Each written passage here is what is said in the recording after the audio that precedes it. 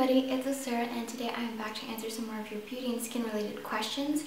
I did a video answering some questions a few weeks ago and that was really warmly received, so I thought I'd come back to answer a few more questions. So I have some of the questions pulled up on here on my MacBook. The first one comes from Cece Fretzil, who asks, is it appropriate to use mascara on one's lower lashes? Also, what hues of eyeshadows look best on people who wear glasses? To answer your first question, this is just my opinion, but I definitely think it's okay to wear mascara on your lower lashes if you want to. I definitely recommend it for people who have lighter lashes because it can look a bit odd to have really black, voluminous long lashes on your top line and then have nothing, or what appears to be nothing, on your lower lashes. I also recommend using a waterproof formula. Maybelline makes a really great one. That way you don't have any problems with smudging. Plus I found that it isn't difficult at all to remove waterproof mascara from your lower lashes. It's just the top lash line that is usually more full and thick that removing waterproof mascara can be a little bit problematic. In response to your second question, I did a video a few months ago all about makeup for glasses. So if you want to check that out, you can definitely do that. Basically, any eyeshadows that are not the same color as your eye color will look great because the contrast will really make your eye color stand out. Also, since you're wearing glasses, I also recommend maybe going a little bit more dramatic with the liner instead of your shadow. I know that my frames have glare, so it's easier to see the makeup if it's just simple and bold rather than really colorful. The second question comes from Callie Homeslice, who asks, what is the best natural way to get rid of dark marks? So I'm assuming this is maybe freckles or acne scars. One, I definitely recommend exfoliating, if not daily, maybe then every other day, just with your regular face wash. Go in circular motions with your washcloth or a Clarisonic machine or whatever you use to exfoliate. The second, I definitely recommend using SPF and protecting your skin, preferably every day, but if you don't want to do that, then at least on days when you know that you'll have lots of sun exposure. If you're going to play outside, not play, but hang out outside, or you're going to the beach or something, definitely protect your skin because the sun can make your dark spots darker. I also recommend using vitamin E oil. In most drugstores you can find tubs of supplements that are vitamin E capsules, and you should look for the gel formulas. That way you can just poke it with a needle and then take the individual pill and just squeeze the oil out. I used this 2 years ago when I was hit in the face with a softball. It hit me on my eyebrow and it left a bruise about 1 inch wide and then a scar where it had broke skin about 1/2 inch wide, and I was really afraid that it was going to scar really badly and leave a mark.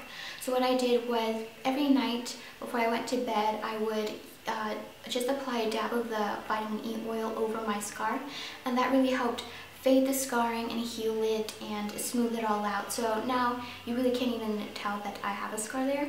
So that's definitely recommend vitamin E oil for scarring and dark spots and the like. Okay, so the next question comes from Coffee Hiddles Love, who asks, how do you look for or find a lipstick that is the right color for you? How do you know what sort of lipstick looks best? Because I know pink just is my color, but I'm not sure how to go about finding a color that fits me. Okay, so I definitely understand what you mean. Sometimes pinks can look a bit odd, especially if you have darker skin and you go too light. The best way to find a your lip color but better shade is to look at the inside of your lip. That's generally like the nicest color on you because it's natural. You already have it there. The color that you see on the inside of your lip might not be pink, it might be more reddish.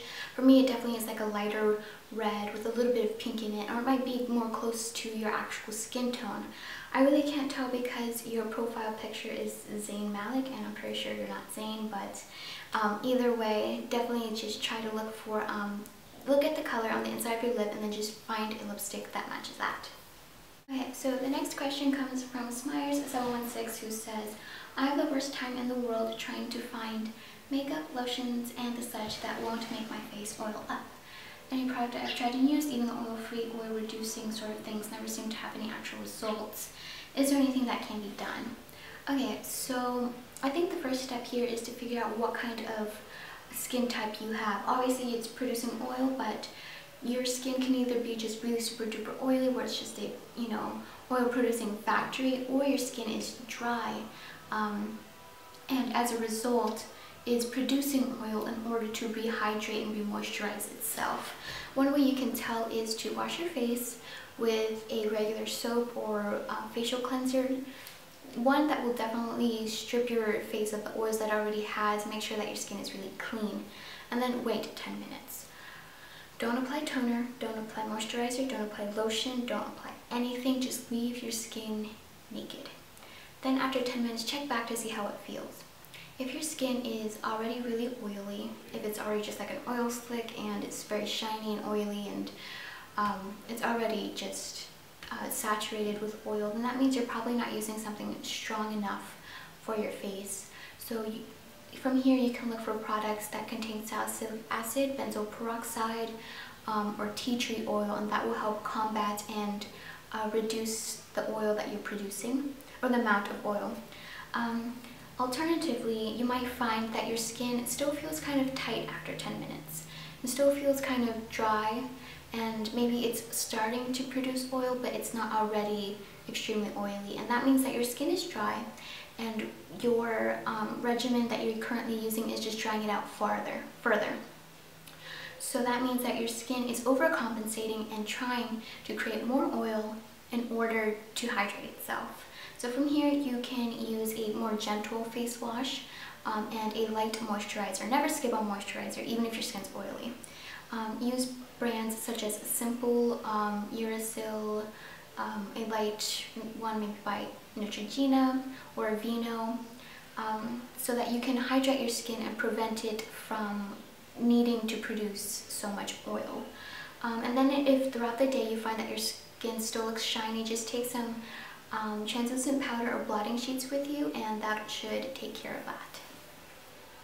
The next question comes from Shazam Bam, who says, I play soccer year-round, so I end up with some pretty wicked tan lines. For the most part, they don't bother me and are easy to hide, except for the one on my neck. My face gets really tan, so when I wear shirts that aren't t-shirts, my chest looks pale and I look like I'm wearing makeup that's way too dark for my face, even though I'm not. I've gotten better at blending, but do you have any suggestions? Okay, so there are several things that you can do to help fix the unevenness that has occurred in your skin. What you can do is just try blending it more, which it already sounds like you are, so you might just want to skip this one, but definitely just try blending it down to your neck, or I mean your chest, and however far your shirts go. Or you could just try applying bronzer any place that's really light. Also, if you're willing to purchase another foundation or whatever you use as your daily makeup product, you could look for a color that's in between your chest and your face. That way it's more of a transition color, so it helps bring some darkness to your chest and some lightness to your face.